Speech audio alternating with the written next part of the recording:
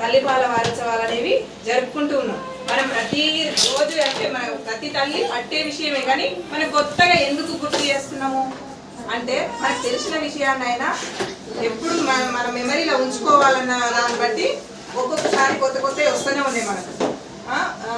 మన తల్లికి గర్భిణీగా ఉన్నప్పుడు 8వ నెల కానించే పాలు రావడం స్టార్ట్ అవుతుంది. గుర్తించిరా మీరు ఎవరన్నా? వస్తాయి. తల్లికి 8వ నెల గర్భిణీగా ఉన్నప్పటి నుంచే చెమటలాగా వస్తుంటారు. అయితే అప్పుడు ఏం చేయాలి మీరు? 8వ నెల అప్పుడే ఆ రొమ్ముల మొన ఉంటది కదా, దాన్ని కొంచెం గిల్లి సాఫ్ చేసుకోవాలి. నీట్గా చేసుకుంటే ఆ పక్కులన్నీ పోయి దార అనేది ఏర్పడుతుంది అన్నమాట.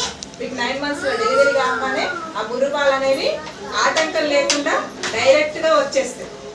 అర్థమైందా? ఆ మురుపాలు తాగితే అవి పచ్చగా ఉంటాయి, దాంట్లో కొలెస్ట్రాల్ అనేది ఎక్కువగా ఉంటుంది. పిల్లలకి ఇమ్యూనిటీ పవర్ ఫస్ట్ టీకా. ఇప్పుడు మేడం వాళ్ళు వేసే 0 dose ఉంటాయి పుట్టంగా వేసేటివి, వాటికన్నా ముందు మనం ఏం చేయాలి? మురుపాలు అనే టీకా ఇవ్వాలి ఖచ్చితంగా. అది మొదటి టీకా. జీవితాంతం మనకు అదొక ఇమ్యూనిటీ లాగా పనిచేస్తుంది అనమాట.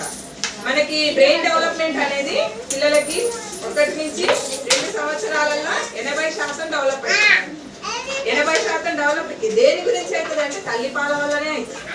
తల్లిపాలు లేని పిల్లలు మామూలుగా డబ్బా పాలు పట్టేటోళ్ళకి అంతగానే డెవలప్ కాదు.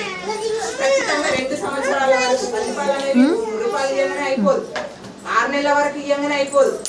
6 నెలల వరకు తల్లిపాలు ఇస్తూ 2 సంవత్సరాల దాకా తల్లిపాలను కొనసాగిస్తూ 6 నెలల తర్వాత అదనపు ఆహారం అనేది స్టార్ట్ చేయాలి.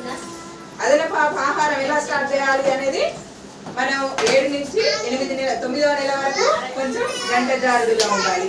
ఆ తర్వాత కొంచెం ఘన రూపంలో ఉండాలి, పిల్లలు తినేటట్టుగా ఉండాలి. అట్లా ఇస్తూ మన తల్లిపాలు మాత్రం మానదు.